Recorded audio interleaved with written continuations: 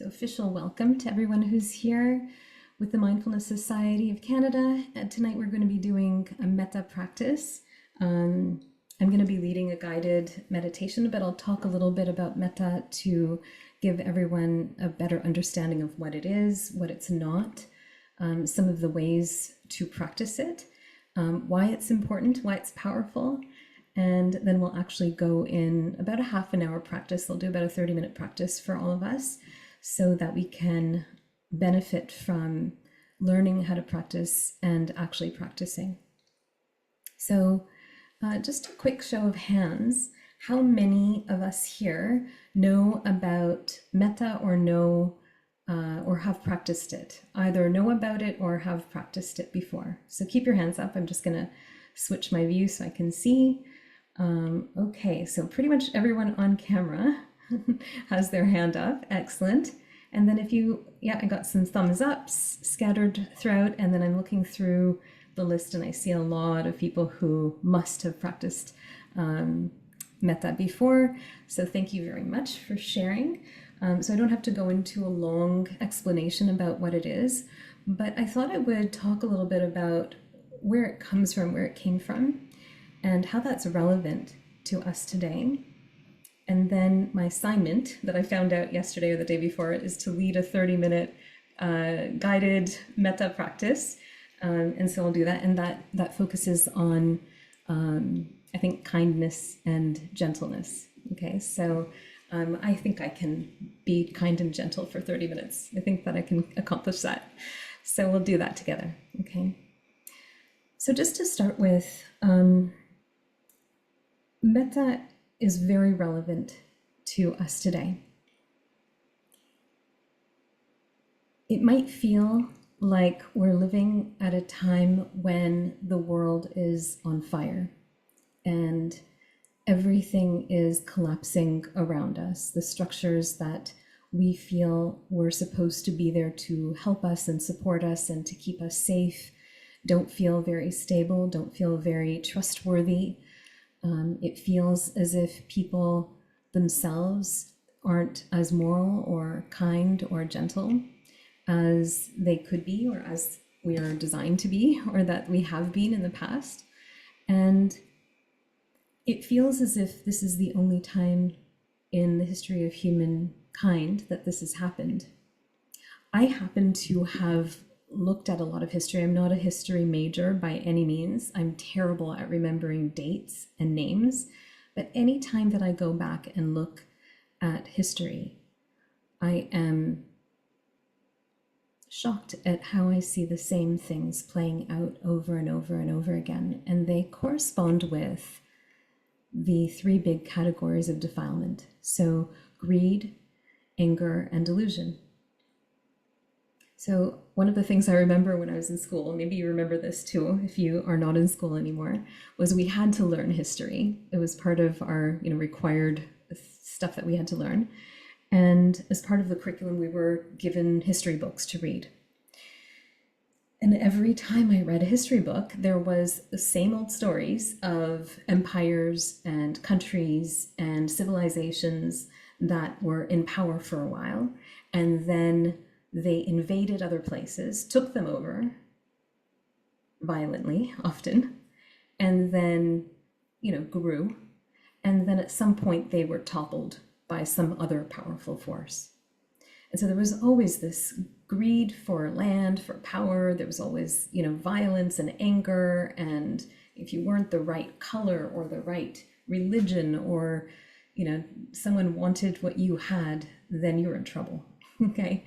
And I mean, let's face it, this humankind is humankind.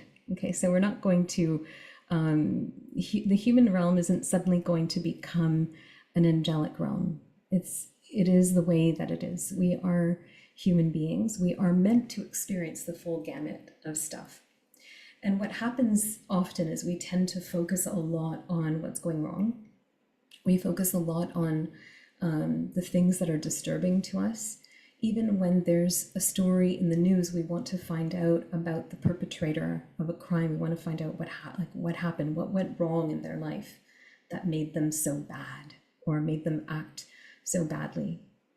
And it's very rare that we look to those who are getting it right and who are, a beacon of light in this world. I think, was it Mr. Rogers who said, in any calamity and anytime there's, a big catastrophe, look for the helpers. There's always helpers. Look for those helpers. And I mean, who do we know who feels more wholesome than Mr. Rogers? If those of you who are my age or around my age would know who that is. If you're younger, sorry, look him up. He's worth looking up. There's a whole movie about him. Super wholesome fellow. And so it's very hard for us to remember to do that. And this is an aspect of skillful living. And I'm talking about metta today. And metta itself comes from the word Mitta, the Pali word Mitta, which means friend. And Kalyana Mitta means honorable or admirable friendship. And I'm very lucky to have a group, quite a large group of Kalyana Mitta in my life. A lot of you are here and are already Kalyana Mitta, and then we're going to practice today. And those of you who've never met me and maybe never met hardly anyone else here are also going to become Kalyana Mitta just from practicing this beautiful thing that we're going to practice today. So the practice of metta actually came about because there were a group of monks in the Buddha's time who were going to spend several weeks in a retreat. And so they took all of their gear and they went into the forest, in this beautiful forest. They found this beautiful area and they set up camp there, and they were going to meditate and practice their mindfulness for 40 days. And in this forest, maybe unbeknownst to them, lived a bunch of nature spirits. Okay, so there is these nature spirits that lived in this forest. We might think of them as little fairies, okay? And at first they were like, oh, look at these monks. These monks are here to meditate. How lovely and how wonderful. And so they didn't realize the monks were going to be there for over a month. And so, day after day, the monks were there, and these nature spirits were feeling a little bit, it's kind of like when you have a visitor that doesn't leave when you think they're going to leave. And so they felt like, okay, they're setting up camp here, they're not leaving. And so these nature spirits decided that they would scare the monks to try and encourage them to leave this area. So they would give them visions of dead bodies or create terrible smells or terrible shrieking sounds in the middle of the night and try and, encourage the monks to find greener pastures, so to speak. And so the monks, of course, here they are doing this very wholesome thing. They're on this retreat. They want to meditate. They want to practice mindfulness. They want to find peace. They come with gentleness. They come with kindness. They're practicing all these good things and are getting visions of, dead bodies and hearing sounds and smelling smells and feeling all the feelings. And so they were upset. They were afraid. They were feeling anxious. They were feeling anger. They were feeling aversion. And a lot of it was delusion. They were experiencing a lot of delusion. Not unlike what we experience these days. So a lot of us are experiencing fear, anger. We're worried. We're concerned. We see things aren't going the way that we want them to go. We see our friends suffering. And it's difficult. It's not an easy, smooth, human life isn't an easy, smooth experience all the time. It's not designed to be. And so these monks, coming back to the monks, they spoke with each other and they decided eventually that they were going to go back to the Buddha and tell him what they had experienced after much deliberation. And then they went back, and the Buddha listened to them and he said, go straight back to that forest, and I'm going to give you a weapon of protection. And this weapon was the practice of metta, which translates to loving kindness. And so they went back and they practiced metta, and they radiated this boundless love and kindness and gentleness out from within themselves, all the way out as far as they possibly could, because they were instructed by the Buddha to do so, without any conditions, without any boundaries, without any hang-ups, sending loving kindness out in all directions, just like they would send loving kindness to their own one child, if they had a child. And the nature spirits were helpless against the power of metta. Okay, they completely melted and fell in love with these monks in a way, and decided to make this forest the most hospitable place that they could for these monks. And the monks went on to practice, and a lot of them went on to enlighten. And so this historical occurrence that happened about 2,600 years ago, it's not unlike, like I said, it's not unlike the things that we experience now. We experience very human emotions. We experience anger and aversion. We experience greed and delusion.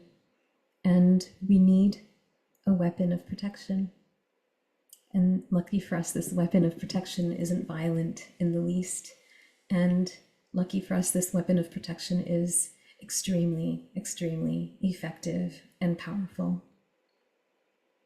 And so I'd like to dedicate tonight's metta practice to the little group of us that gather in the mornings and sometimes in the afternoons to practice Reiki healing for those in our immediate lives who are suffering tremendously, who might be rushed to the hospital or might have a very serious illness or might have lost someone very close to them, and so on and so on. So I'd like to dedicate tonight's metta practice to my immediate Kalyana Mitta and also to my future Kalyana Mitta.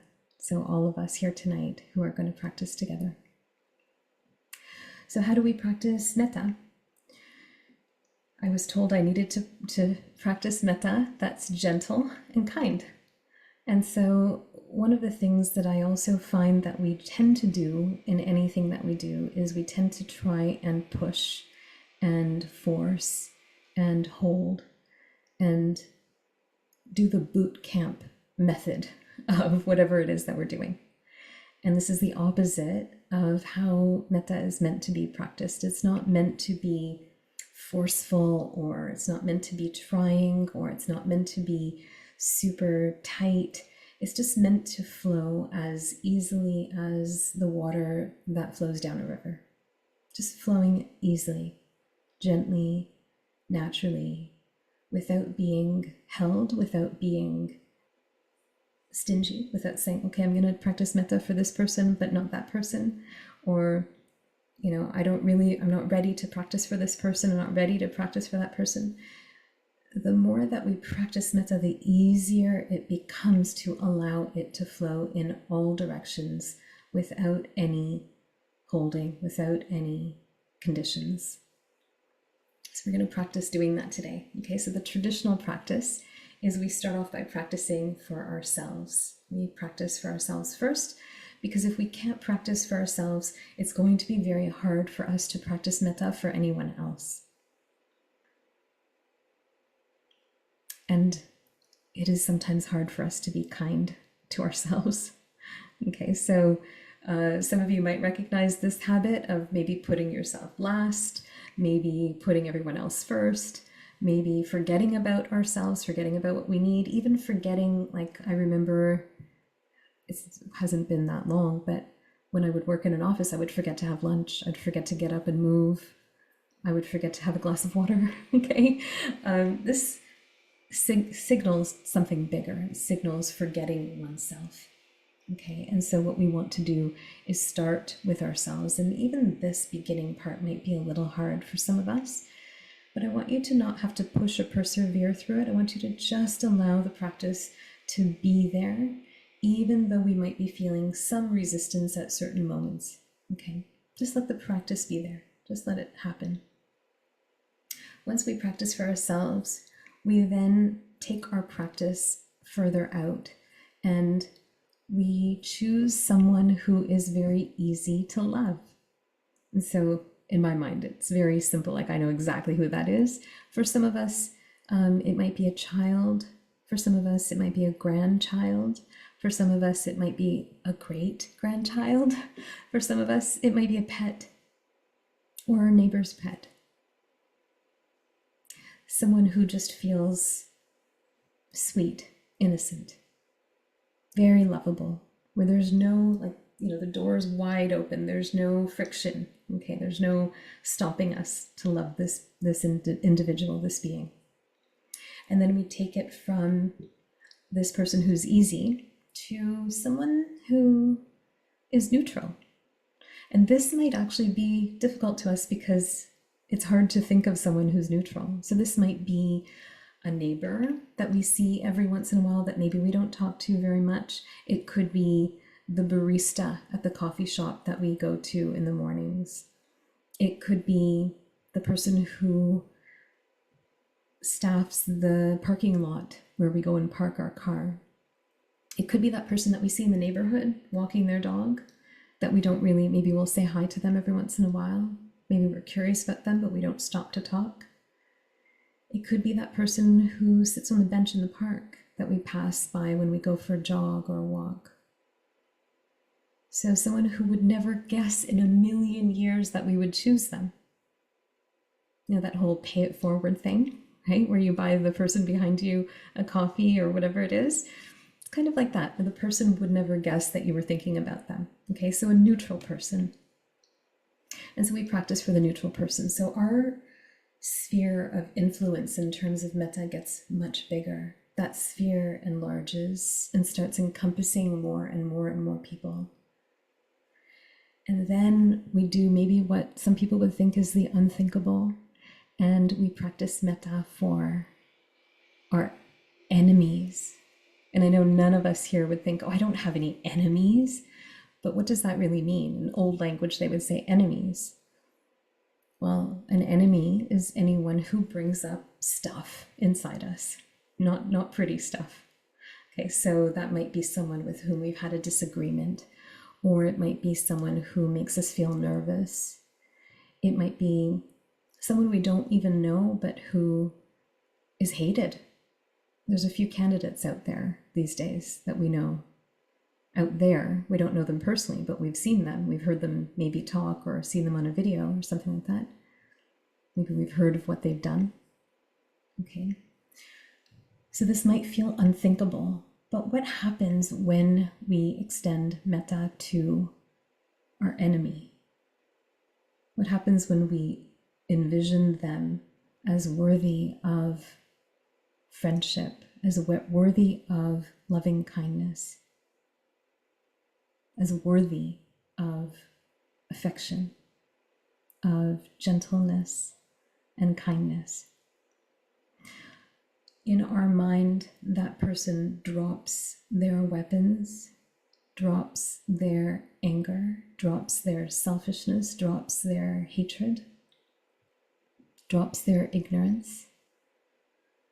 In a way, in our mind, what happens is that person surrenders and opens up and brightens and feels seen, heard, understood, accepted, loved as they are.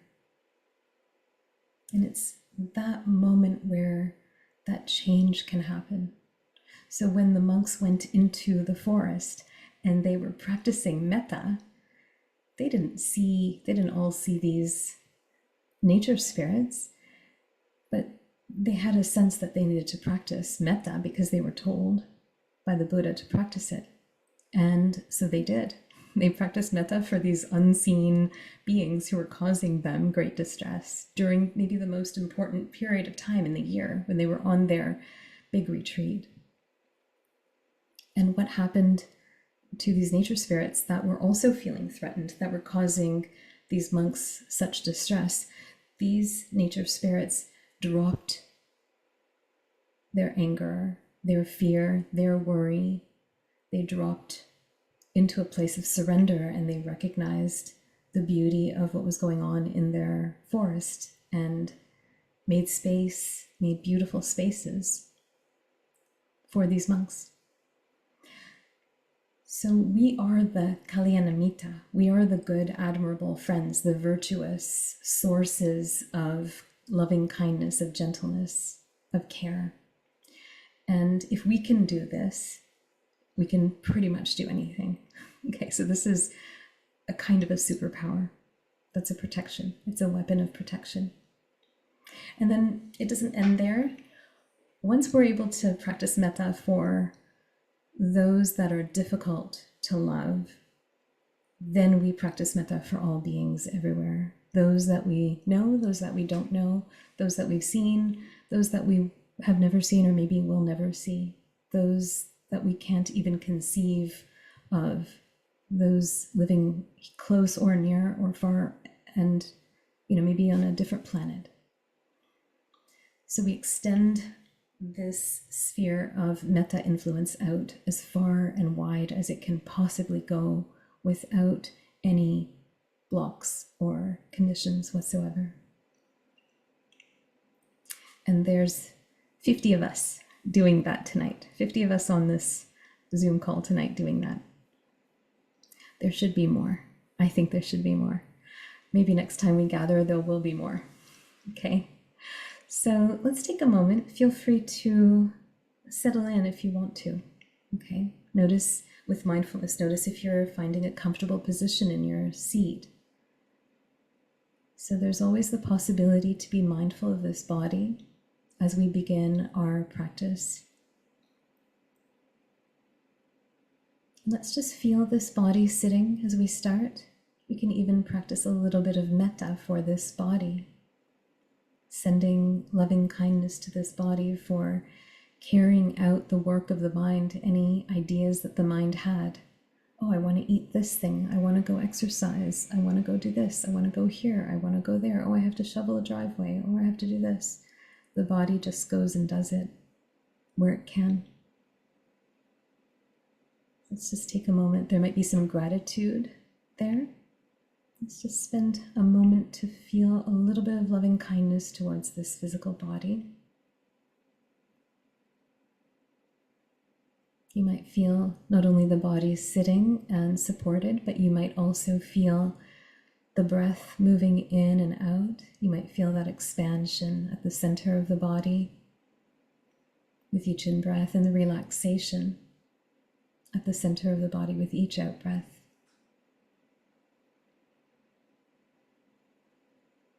Just observing that for a moment or two, and then we might gauge how the mind feels. Is the mind busy? Is it calm?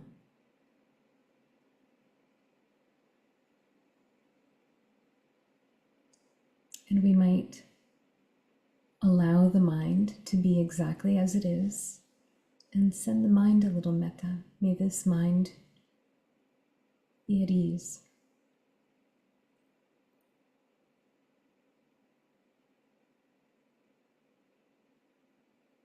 Okay, so then let's take a look at this whole being sitting in this chair or on this sofa, wherever we're sitting, however we're sitting, and let's see this person that I call me. Whatever your name is, you can insert your name here. And we might remember all of the difficulties that we've gone through, all of the accomplishments we've accumulated, all of the victories, all of the sorrows. We might see how much we've endured, how much we've accomplished and created, all of the experiences that we've had. we might be able to feel deeply into our own heart and sense this person's heart. And to practice metta for this person, we simply wish this being well. May I be safe. May I be at ease. May I be happy. May I be peaceful. May I take care of myself easily. May I be sweet and gentle and kind to myself.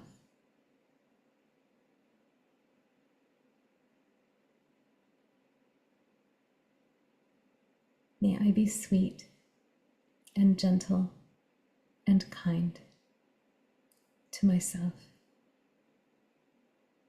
May I be patient with myself.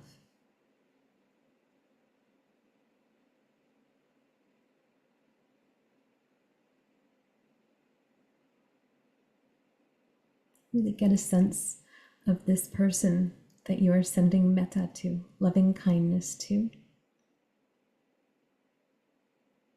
Know that this being sitting here right now is worthy of all of the kindness and gentleness in the world.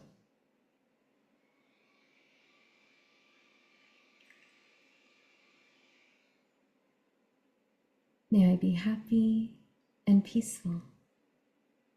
May I be safe and at ease. May I take care of myself easily. May I be well and healthy.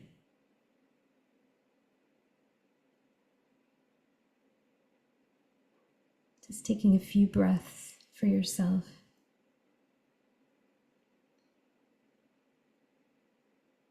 In fact, with each in-breath, you can bring in the happy. Breathe in happy. And on the exhale, releasing that breath and feeling peaceful.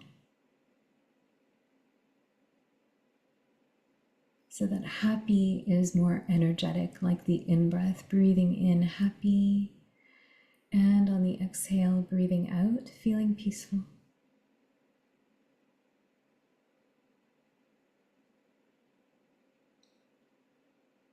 Just come back and sense this person sitting here, this person meditating.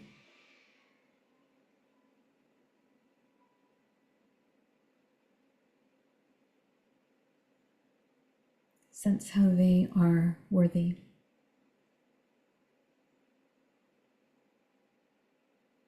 Of gentleness and kindness.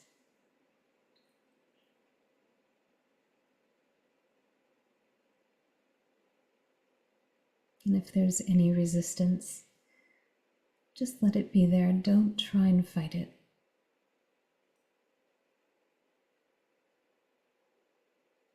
May you be happy. May you be peaceful. May you be at ease. May you be safe. May you be well and healthy. May you take care of yourself easily.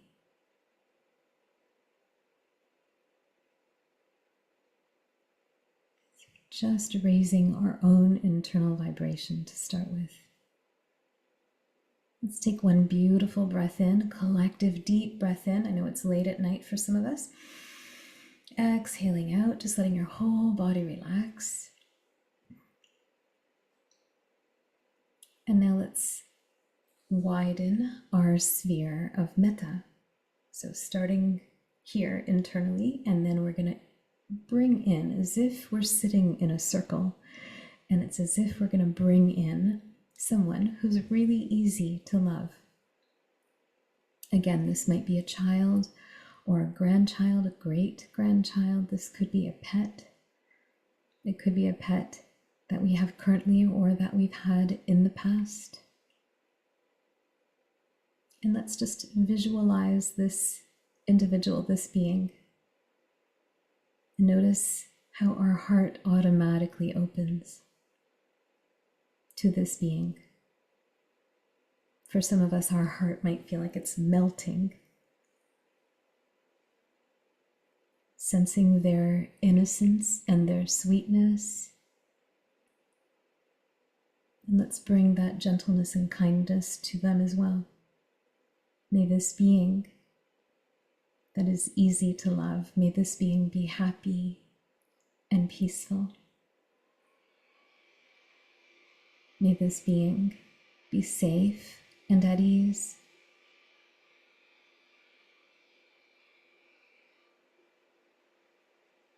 May this being take care of themselves easily. May they be healthy and well. You might even envision this individual, this being, happy and joyful, smiling, carefree, laughing, cheerful.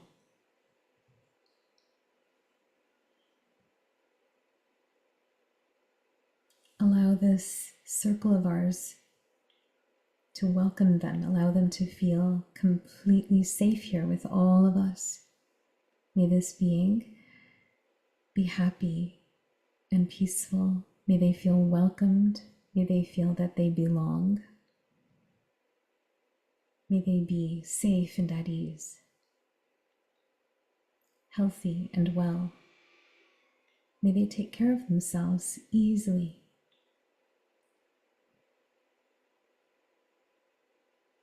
May they be joyful, cheerful. May their heart open and expand as well as they feel seen and heard and understood and loved, appreciated and known.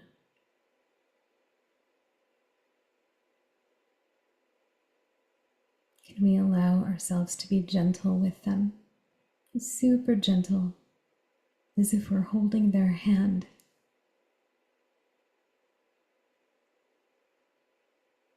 As if to say, come sit with me. Just sit with me for a little bit.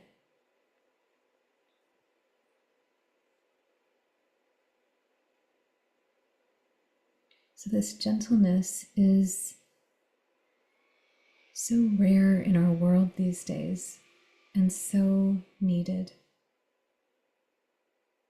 that even when you take someone by the hand and say, come sit with me, it's a big event, it's a big deal.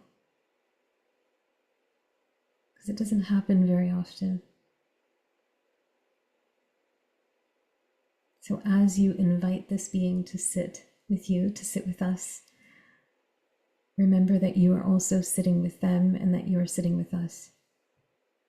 So let's come back to ourselves for a moment and remember that we are also here and that we have the ability to feel metta, loving kindness for ourselves, to feel that we also belong.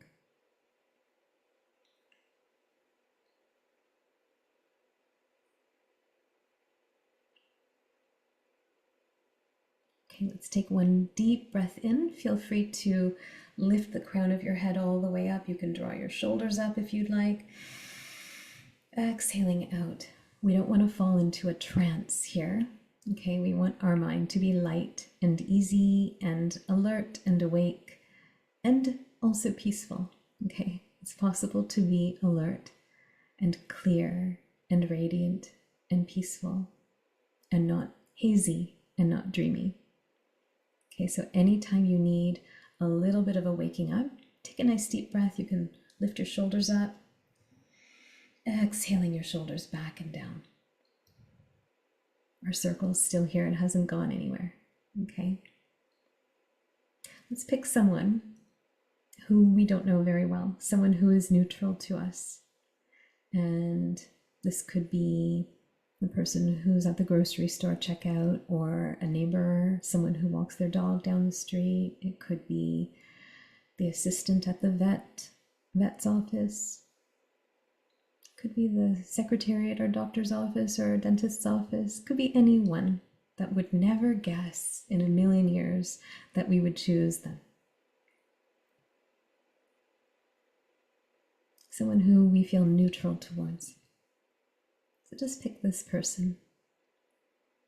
And let's also bring them into our circle as we continue to widen our sphere of metta. Let's invite them to come into the circle and sit with us, like we would invite a good friend to come and sit on a picnic bench with us. Come, we're going to make some space for you. Come and sit with us. Bring them in. Let them feel maybe surprised that we chose them. Let them also feel special. Let them feel loved, seen, heard, understood, welcomed. Let them feel a sense of belonging. And let's wish them all good things. May this being be safe. May this being be at ease. May this individual be happy and peaceful.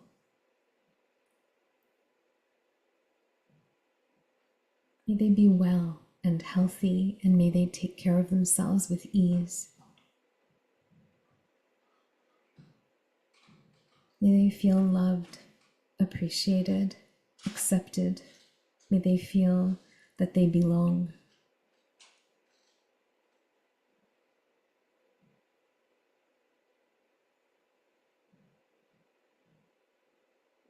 As we breathe in, allow it to feel that the whole circle expands, not just our body, but the whole circle expands, happy.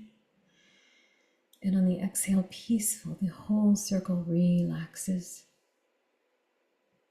Breathing in, having that whole circle expand with happy. And on the exhale, the whole circle relaxes again, peaceful. Practice this just for a few moments, feeling that expansion, that radiating light, expanding with the in-breath and relaxing and releasing with each out-breath. Happy, peaceful. Happy, peaceful.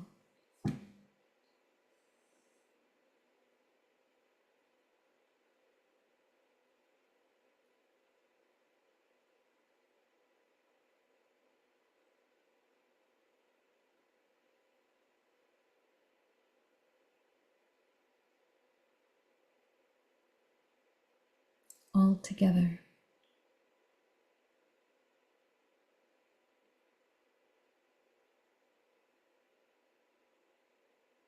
Come back to yourself for a moment. We always want to fill our own cup. If we feel in any way that we've been overextending ourselves outwards, let's take a moment and come back and remember that metta is not effortful, that it is as natural as that water rushing down the river. It flows easily, it is unencumbered, it doesn't have conditions, it just flows. So allowing that feeling to flow through us again. Happy, peaceful. May I be happy and peaceful. May I be safe and at ease. Remembering yourself, remembering to look at yourself and remembering to be with yourself is also something that is sorely missing in this world, and it is one of the most important aspects of any good meditation, and it's one of the most important aspects of mindfulness, without which we have none. So come back and see this person sitting in the chair or on the sofa or on the cushion. May this person sitting here right now practicing metta, may this person right here be happy, happy, happy, and peaceful. Happy and peaceful.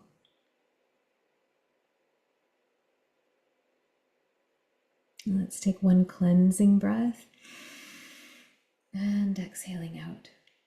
So our circle has gotten bigger. Okay.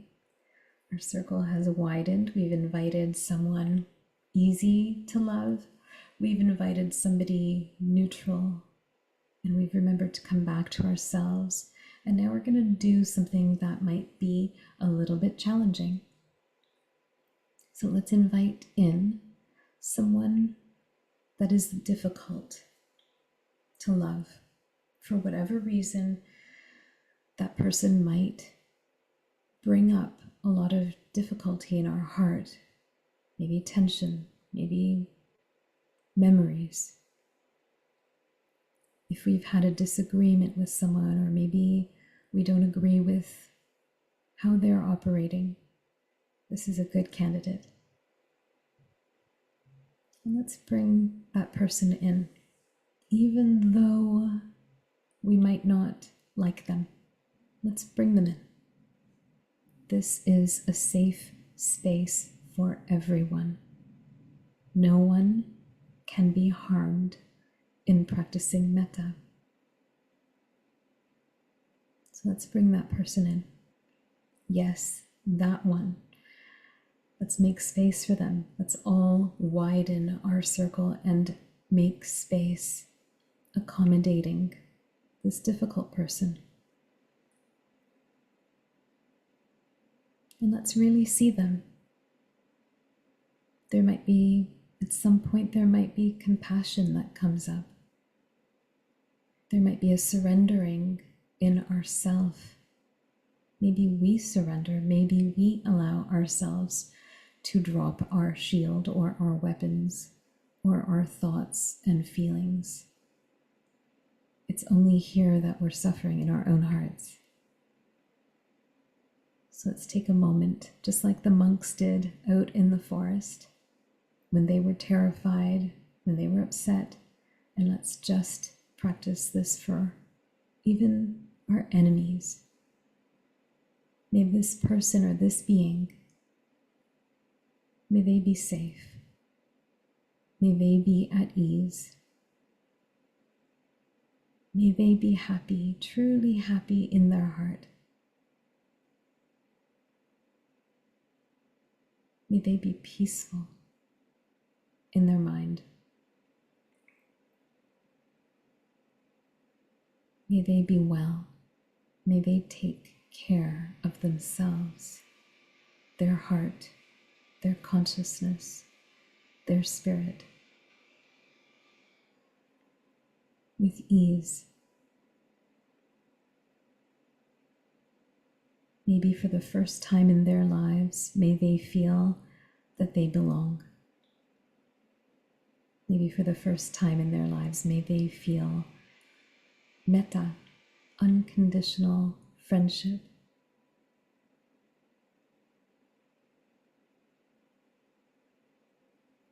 Let's see if we can be gentle and kind.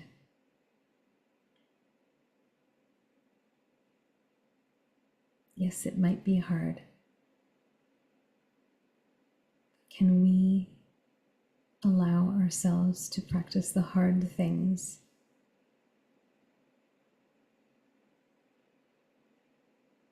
Here and now,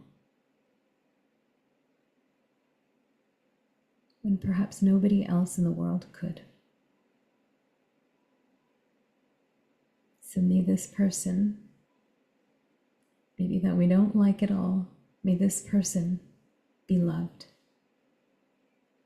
be held,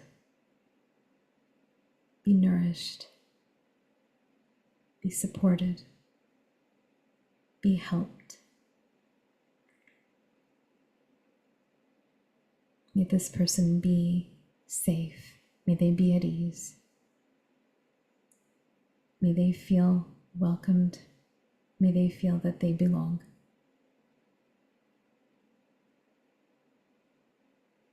May they open their heart and see themselves.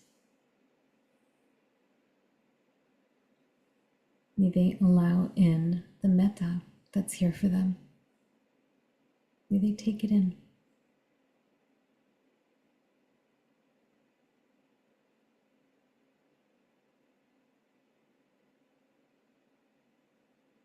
Okay. Let's take a deep breath for ourselves. And exhale out. Let's bring a little metta back to ourself just for a moment. May I be happy and peaceful. May I be happy and peaceful. May I be safe and at ease. And let's widen our circle all the way out now. All the way out. May all beings everywhere, throughout the universe and universes that exist, that we don't even know exist, may all beings everywhere, near and far, large or small, seen or unseen, known or unknown to us, those that are born into this world, those that are yet to be born, those that are suffering, those that are happy, may they be even happier. May all beings everywhere be safe and at ease. May all beings everywhere be happy and peaceful. May all beings everywhere be healthy and well. May all beings everywhere take care of themselves with ease. May all beings everywhere know that they belong. May they be loved. May they be loved. Even for a split second, may they allow themselves to open their heart and feel, maybe for the only moment in their entire existence, that they're loved.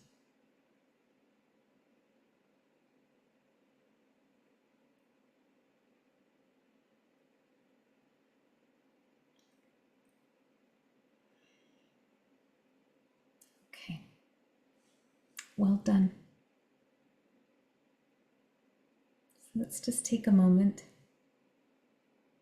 I invite you to open your eyes if your eyes were closed, and I invite you to take a look at your screen. And if your camera is off, I invite you to turn it on.